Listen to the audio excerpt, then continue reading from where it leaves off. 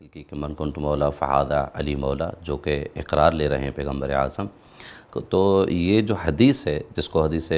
غدیر بھی کہا جاتا ہے، کیا یہ اہل سنت کے مبانی کے مطابق معتبر ہے کہ نہیں ہے؟ انتہائی اہم سوال ہے اور ضرورت ہے اس کے اوپر تفصیل سے بات کرنے کی، لیکن ہم یہاں پر اپنے اس مختصر وقت میں تیزی سے بعض اہم مطالب کی طرف اشارہ کرتے ہیں. اگر ہم منابع اہل سنت کی طرف رجوع کرتے ہیں جا کر، تو ہمیں دو نکات انتہائی اہمیت کے ساتھ ملتے ہیں. پہلا نقطہ یہ ہے کہ ان کے ماہرین اس بات کا اقرار کرتے ہیں کہ یہ حدیث صحیح ہے،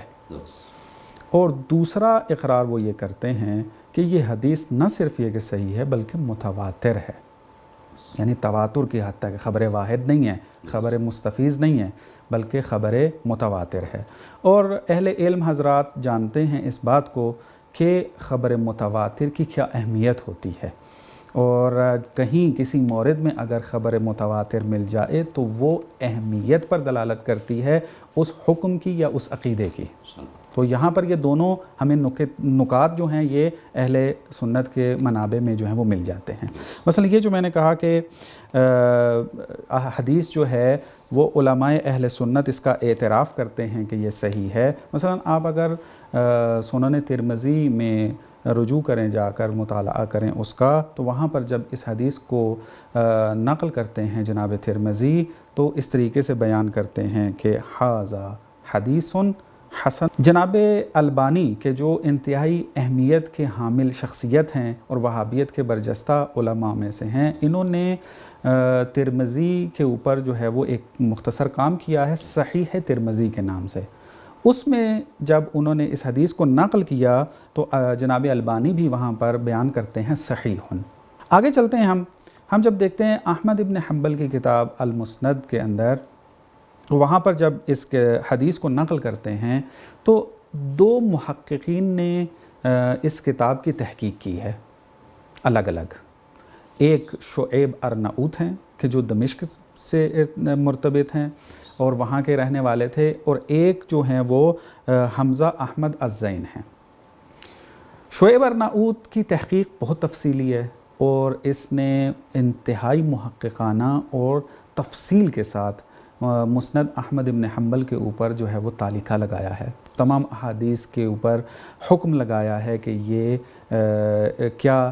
حیثیت ہے اس حدیث کی، صحیح ہے، حسن ہے، کیا ہے، اور تمام احادیث کی جو ہے وہ تخریج کی ہے، کہاں کہاں پر یہ حدیث دوسری کتابوں کے اندر نقل ہوئی ہے، کتنے طرق سے نقل ہوئی ہے. یہ تمام تفاصیل جو ہیں شعیب ارناؤت جو ہیں اس تعلیقے میں لے کر آتے ہیں. جب اس حدیث پر پہنچتے ہیں جناب شعیب ارناؤت، تو وہ آ کر یوں تعبیر فرماتے ہیں کہ اسنادہ صحیح، تو اس کی سند جو ہے وہ صحیح ہے. اور حدیث کون سی؟ حدیث غدیر ہے، من کنت مولا ہو فہذا علی مولا. اسی طرح دوسرے محقق جو ہیں حمزہ احمد الزین، یہ بھی اپنی یہی تعبیر استعمال کرتے ہیں کہ اسنادہ صحیح. اگلی کتاب کی طرف جاتے ہیں ابن ماجہ کہ جو اہل سنت کی معتبر کتاب شمار ہوتی ہے. یہ بھی اس طریقے سے حدیث کو نقل کرتے ہیں، فہذا ولی من انا مولا ہو. ان کی تعبیر یہ ہے، یعنی مشہور تعبیر کیا ہے؟ من کنت مولا ہو فہذا علی مولا. یہ مشہور تعبیر ہے. جناب ابن ماجہ نے جو ہے وہ تعبیر جو بیان کی ہے وہ یہ ہے کہ فہذا ولی من انا مولا ہو. تو یہ ولی کا یہاں لفظ آیا ہے کہ میں اس کی طرف اشارہ کروں گا کہ کیا اہمیت ہے لفظ ولی کی. اللہم عاد من عادا، اور پھر یہ آگے سلسلہ انہوں نے یہاں پر بیان کیا ہے. تو جناب البانی نے اس کے اوپر بھی کام کیا، اور صحیح ابن ماجہ کے اندر جو ہے وہ اس کے بارے میں بیان کرتے ہیں صحیحن. تو یہ حدیث کیا ہے؟ صحیح ہے. اور لاتعداد محققین ہیں کہ اگر ان کی ساروں کی فہرست یہاں پہ بیان کی جائے تو میرے خیال میں ایک ٹاک شو فقط ان کے نام لینے میں ہی گزر جائے گا کہ جنہوں نے اس حدیث کی صحت پر جو ہے وہ اقرار کیا ہے اور اس کو بیان کیا ہے آ کر. اب آتے ہیں ہم دوسرے نقطے کی طرف کہ یہ حدیث جو ہے وہ متواتر بھی ہے. اس کے بارے میں بھی جو ہے وہ مختلف علماء نے اس کا جو ہے وہ اقرار کیا ہے. مثلا جناب ذہبی کہ جو بہت ہی معروف شخصیت ہیں اہل سنت کے اندر، اور ان کی تحقیقات سے جو ہیں بہت زیادہ استفادہ کرتے ہیں، وہ آ کر جب اس حدیث کو نقل کرتے ہیں تو ایک حدیث کے ضمن میں یوں بیان کرتے ہیں کہ ھذا حدیث حسن عال جدا، کہ یہ حدیث جو ہے وہ حسن ہے اور بہت عالی ہے اور جید ہے، تاکید کے ساتھ بیان کریں۔ پھر آگے چل کے کہتے ہیں وَمَتْنُهُ متواتر، اس حدیث غدیر کا متن جو ہے وہ متواتر ہے۔ دوسری جو شخصیت ہے ان کی بہت اہمیت کی حامل شخصیت جناب حیتمی، کہ جو صاحب کتاب ہیں الصواعق المحرقہ، کہ جو مکتب تشیع کے خلاف لکھی گئی ہے۔ جب حدیث غدیر کی بات آتی ہے وہاں آ کر جناب حیتمی یہ بیان کرتے ہیں کہ یہ حدیث جو ہے اس کو آپ اگر تحقیق کریں جا کر تو 16 صحابیوں نے نقل کیا ہے، اگرچہ اس سے زیادہ تعداد ہے لیکن یہ اس کو جو ہے وہ 16 صحابیوں کے نقل کو یہاں پر گزارش کر رہے ہیں، بیان کر رہے ہیں اس کو آ کر۔ تو جیسا کہ آپ جانیں 16 صحابیوں سے روایت کا نقل ہو جانا، اور پھر ان 16 صحابیوں سے روایت بھی نقل کی گئی ہے، اس کے مختلف طرق ہیں، تو خود بخود جو ہے وہ انسان سمجھ جاتا ہے کہ یہ حدیث جو ہے وہ متواتر ہے۔ تیسری جو شخصیت ان کی ملا علی قاری اپنی کتاب میں اس طریقے سے بیان فرماتے ہیں کہ ان ھذا الحدیث صحیح لا مریۃ فیہ،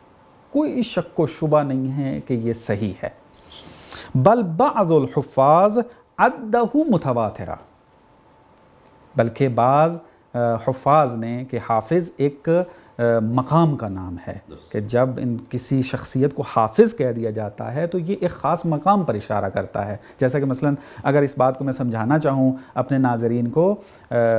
جو مکتب تشیع سے تعلق رکھتے ہیں، مثلا جیسے ہمارے پاس بھی مختلف عناوین پائے جاتے ہیں، حجت الاسلام، آیت اللہ العظمیٰ، تو یہ ایک خاص مقام کی طرف جو ہے وہ اشارہ کر رہے ہوتے ہیں۔ تو الحافظ جب کسی کو کہہ دیا جاتا ہے تو بہت بڑا مقام ہوتا ہے اس کا، تو کہتے ہیں بعض الحفاظ عدہ متواترہ،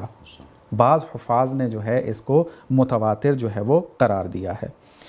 چوتھی جو شخصیت میں یہاں بیان کرنا چاہوں گا وہ یہی جن کے بارے میں پہلے تذکرہ کر رہا تھا کہ شعیب ارناؤت کے، جنہوں نے مسند احمد ابن حنبل کی تحقیق کی، اور یہ تحقیق 50 جلدوں سے زیادہ ہے، یعنی ایک جلدی کتاب مسند احمد ابن حنبل، اس کی جب تحقیق شعیب ارناؤت کرتے ہیں تو 50 جلدوں سے زیادہ چلی جاتی ہے، بہترین تحقیقات میں سے ہے، اگرچہ اس میں بہت ساری اغلاط موجود ہیں تحقیقی جو انہوں نے ان سے سر انجام پائے ہیں، وہ اغلاط کے تفصیلی کبھی بات ہوتی رہی تو ان کی طرف جو ہے وہ اشارہ ہوگا۔ تو وہ اس حدیث کے بارے میں آ کر یوں بیان فرماتے ہیں کہ لہو شواہد کثیرہ، کہ اس روایت کے بہت سارے شاہد ہیں، تبلغ حد التواتر، کہ یہ پھر کیا ہے، حد تواتر تک یہ روایت جو ہے وہ پہنچ جاتی ہے، یعنی متواتر شمار ہوتی ہے۔ اور پھر جناب البانی جو ہیں وہ بھی جیسا کہ میں نے بیان کیا کہ بہت ہی اہم شخصیت ہے یہ بھی اس حدیث غدیر کے بارے میں فرماتے ہیں کہ یہ حدیث جو ہے وہ متواتر ہے۔ آخری نقطہ فقط اس میں بیان کرتا ہوں، وہ یہ کہ ہم جب حدیث غدیر کے ضمن میں اہل سنت کے علماء کو مطالعہ کر رہے ہوتے ہیں تو ایک اور نقطہ ہمارے سامنے آتا ہے، وہ یہ کہ بعض اہم ترین علماء اہل سنت نے حدیث غدیر پر مستقل کتاب لکھی ہے، یعنی یہ ایک اور زیادہ اہمیت کی حامل جو ہے وہ اس حدیث کی اہمیت کو اجاگر کرتی ہے آ کر۔ مثلا جو ایک شخصیت نقل ہوئی ہے وہ ہے ابو العباس بن عقدہ، کہ اس کے بارے میں جناب ابن حجر عسقلانی فرماتے ہیں کہ اما حدیث من کنت مولاہ فقد اخرجہ الترمذی والنسائی وہو کثیر الطرق جدا، کہ من کنت مولا جو ہے اس کو ترمذی نے بھی نقل کیا ہے اور نسائی نے بھی، اور اس کے طرق بہت زیادہ ہیں۔ وقد استوعبہا ابن عقدہ فی کتاب مفرد، کہ جناب ابن عقدہ نے ان تمام طرق کو ایک الگ کتاب میں جمع کیا ہے۔ یہ ایک کتاب مستقل جو ہے وہ لکھی گئی اس کے اندر۔ پھر اس کے بعد ہمارے پاس ایک اور جو شخصیت ہے وہ یہ محمد بن جریر طبری، کہ جو صاحب تفسیر البیان ہیں، تفسیر طبری کے نام سے جس کو یاد کیا جاتا ہے۔ ان کے بارے میں بھی کہا گیا ہے کہ انہوں نے بھی مستقل طور پر حدیث غدیر پر کتاب لکھی تھی، جیسے جناب ذہبی جو ہے وہ اس طریقے سے اپنی کتاب تذکرۃ الحفاظ میں بیان کرتے ہیں کہ رأیت مجلدا من طرق الحدیث لابن جریر، کہ میں نے پوری ایک جلد دیکھی ہے کہ جو طرق حدیث غدیر پر مشتمل تھی اور وہ ابن جریر نے لکھی تھی، وہ میں نے دیکھی ہے خود۔ اور اپنی دوسری کتاب میں جو کہ سیر و اعلام النبلاء ہے، اس کے اندر اس طریقے سے ارشاد فرماتے ہیں جناب ذہبی، کہتے ہیں جمع طرق حدیث غدیر خم فی اربعۃ اجزاء، کہ جناب طبری نے حدیث غدیر خم کے جو طرق ہیں اس کو 4 جز کے اندر جو ہے وہ جمع کیا ہے، کہ ان میں سے پھر آگے چل کے کہتے ہیں ان میں سے بعض کو میں نے دیکھا ہے، اور پھر میں حیران ہوا کہ کتنے زیادہ اس کے جو ہیں وہ طرق موجود ہیں آ کر۔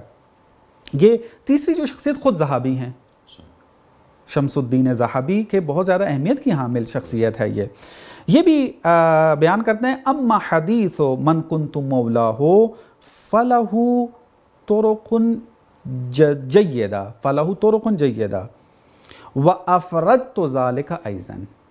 کہتے ہیں کہ اس حدیث کے بہت سارے طرق اور جید طرق ہیں، اور میں نے اس حدیث کے اوپر بھی مستقل کتاب لکھی ہے۔ افردت ذالک ایضاً، میں نے ذہبی کہہ رہا ہے آ کر۔ بس ہم دیکھ رہے ہیں کہ ایک طرف سے اس کے صحیح ہونے کا اقرار موجود ہے، ایک طرف ان کے متواتر ہونے کا جو ہے وہ اقرار موجود ہے، اور پھر اتنی اہمیت دی گئی اس حدیث کو کہ الگ کتابیں جو ہیں وہ اس کے اوپر اہل سنت کے علماء لکھ رہے ہیں۔ یہ اس بات کی علامت ہے کہ یہ حدیث کسی بھی طریقے سے غیر معتبر نہیں ہے۔ اب یہاں پر کیا ہو جاتا ہے، جناب ابن تیمیہ کا جو جملہ ہے کہ یہ حدیث جو ہے وہ درست نہیں ہے، صحیح نہیں ہے، اور جو ہے اس کو متواتر نہیں مانتے، اور اس قسم کی جو باتیں انہوں نے منہاج السنہ کے اندر کی ہیں جا کر، اور یا بعض دوسرے علماء نے، تو ان تمام مطالب کی روشنی میں وہ بے بنیاد ہو جاتے ہیں۔ یعنی حتیٰ جناب البانی کے جو خود ابن تیمیہ سے متاثر ہیں، وہ آ کر ان کے بارے میں کہتے ہیں کہ جناب ابن تیمیہ جو ہیں حدیث پر حکم لگانے میں جلدی کر دیتے ہیں، یہ تمام جو ہیں وہ طرق کو مد نظر نہیں رکھتے، اور چند طرق کو دیکھ کر، چند سندوں کو دیکھ کر ایک حکم لگا دیتے ہیں آ کر۔ اگر یہ، یعنی ان کے گفتگو کا یہ مفہوم بنتا ہے کہ اگر وہ یہ سارے طرق دیکھ لیتے تو کبھی بھی یہ بات نہ کرتے کہ حدیث غدیر جو ہے وہ معتبر نہیں ہے۔